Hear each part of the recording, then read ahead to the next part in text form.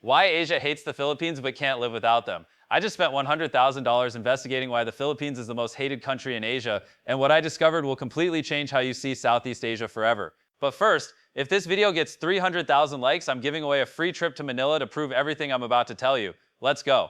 In that paradox? That's exactly why their neighbors can't stand them.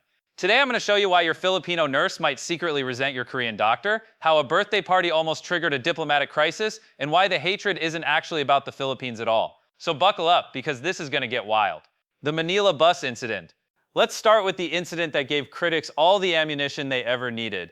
August 23, 2010. Manila. A dismissed police officer hijacked a tourist bus with 20 Hong Kong tourists aboard. He wanted his job back. Simple demand, right? But his method was about as well thought out as bringing a gun to a pillow fight, except somehow he still lost.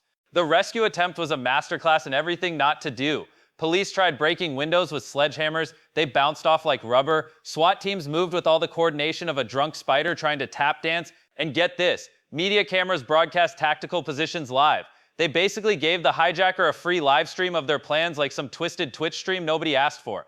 8 Hong Kong tourists died that day, 8 people who just wanted to see Manila. Back in Hong Kong, people were furious, dozens protested at the Philippine consulate, Philippine flags burned in the streets, diplomatic relations froze solid. This wound still hasn't healed 15 years later. Hong Kong issued a black travel warning.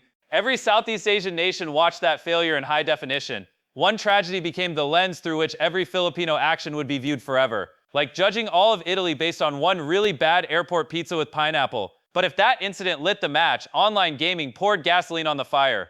Digital hatred and real violence. The Manila incident gave critics ammunition, but online hatred spreads like gossip in a Filipino household. Boot up any Southeast Asian game server. Type PH in chat. Watch the mass exodus. Players vanish so fast you'd think you announced a pop quiz. Filipino gamers use witness protection levels of identity concealment just to play Mobile Legends without getting cyberbullied by a 12-year-old from Jakarta. They're changing usernames, picking fake locations, doing everything to avoid the scarlet letters P and H. But gaming discrimination is kindergarten stuff compared to real-world violence. 2019, Kuwait. Jenilum Villallende, a Filipino domestic worker, was murdered and stuffed in a freezer. 2018, also Kuwait. Joanna Dumafilis found in a freezer after being missing for a year. At this point, Kuwait's relationship with Filipino workers makes toxic relationships look healthy. The Philippines had to ban deployment to Kuwait, a government literally telling its citizens, please don't go there. They might kill you and store you with the frozen vegetables. Yet the narrative isn't about employer nations having the moral compass of a broken GPS. It's about Filipino desperation. Let's talk about why this happens because it reveals everything about regional power dynamics. The labor export economy, here's a number that'll blow your mind. 2.2 million Filipinos work overseas. That's generating $33 billion annually. It's the Philippines' largest economic driver. They're running a subscription service called Filipinos Plus. And every country in Asia has a premium membership while pretending they're on the free trial. Singapore's medical system would collapse without Filipino nurses. Dubai's service industry runs on Filipino labor. Hong Kong's economy depends on Filipino domestic workers freeing up their local workforce. These aren't just workers, they're the backbone of these economies. The hypocrisy is staggering. Singapore restricts Filipino culture while their hospitals would shut down without Filipino staff. It's like ordering Uber Eats, then making the driver leave it outside because you don't want to see them. Malaysia complains about Filipino communities forming, which is like hiring someone then getting mad when they exist outside work hours. These nations build economic models requiring imported labor. Then blame the laborers for existing, create massive demand for workers, resent the supply. But nothing captures this dynamic better than the pettiest international incident since someone invented borders. Singapore's Independence Day banned Filipinos in Singapore wanted to celebrate Independence Day on Orchard Road. Singapore shut it down with the efficiency of an auntie claiming a seat on the MRT. The celebration got pushed to a sports hub, hidden away like an embarrassing cousin at family events. The message was crystal clear: work here, serve us, but keep your culture invisible. Singapore's entire identity revolves around being exceptional and organized. Like that friend who color codes their bookshelf and judges you for not doing the same.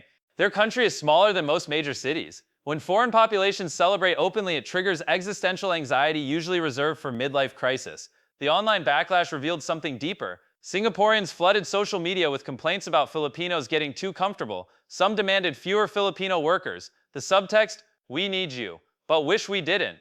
This wasn't about one party. This was about power, visibility, and whose culture gets to matter in public spaces. But wait, they love Filipinos? Here's where the story flips completely. The same countries supposedly hating the Philippines can't stay away.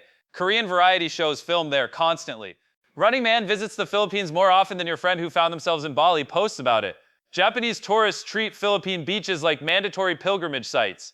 Chinese citizens ignore South China Sea tensions to buy Philippine real estate at rates that would make property agents weep with joy. Malaysian companies desperately recruit Filipino engineers. Indonesian hospitals compete for Filipino nurses like kids fighting over the last piece of candy. The disconnect is staggering. Online hatred versus real-world demand. It's like giving a restaurant 1 star on Yelp while eating there every week. Social media algorithms amplify negativity because controversy drives engagement. Filipino destroys Thai player gets millions of views. Filipino and Thai have pleasant conversation gets 3 likes from someone's mom. Most Southeast Asians don't think about the Philippines enough to hate it. They're dealing with their own problems like traffic jams that last longer than most relationships. The real driving force, so what's really driving these tensions? This is where it gets uncomfortable. Every criticism of the Philippines reveals the critics' insecurities. Singapore's panic about Filipino workers stems from their demographic crisis. They need foreign labor to survive, but admitting that shatters their self-sufficiency myth. They're that person claiming independence while using their parents' Netflix password. Malaysia loses talent to brain drain because discriminatory policies push minorities out. Filipino workers fill those gaps. Acknowledging this means admitting policy failure on a national scale. Indonesia spent decades flip-flopping on English education while the Philippines maintained American standards. Thailand's entertainment industry relies on Filipino talent they'll never credit. Vietnam competes for the same economic niche, turning potential allies into rivals. The Philippines becomes everyone's scapegoat. When your policies fail, blame the Filipinos. When your economy needs help, hire Filipinos, but complain about it. It's projection on a regional scale. Avoiding mirrors like vampires avoiding garlic, the quiet revolution. But while everyone's distracted by manufactured drama, something unexpected is happening. The Philippines is executing soft power through human exports, not government programs or cultural initiatives, just people. Millions of them changing perceptions one interaction at a time. Filipino healthcare workers saved lives during COVID across the globe. 25% of foreign nurses in America are Filipino. That's generations of families with personal connections to Filipino caregivers. Try hating a country that kept grandma alive during the pandemic. Every Hong Kong family with a Filipino helper who became family. Every Malaysian student taught by a Filipino teacher who cared. Every Singaporean patient whose Filipino nurse remembered their name when doctors treated them like case numbers.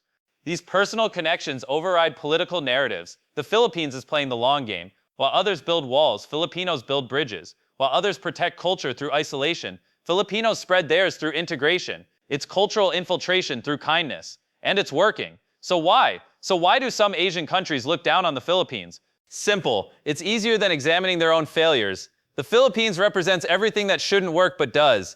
Chaos beating organization, joy despite poverty, success despite centuries of colonization. The Philippines refused the Asian development playbook, chose messy democracy over efficient authoritarianism, picked adaptability over rigidity, and that terrifies countries that chose differently. Because what if they chose wrong? While critics craft superiority narratives, Filipinos keep building global lives despite obstacles that would break most nations. The hatred isn't about the Philippines. It's about what the Philippines proves, that there's more than one way to succeed, that formal structures aren't everything.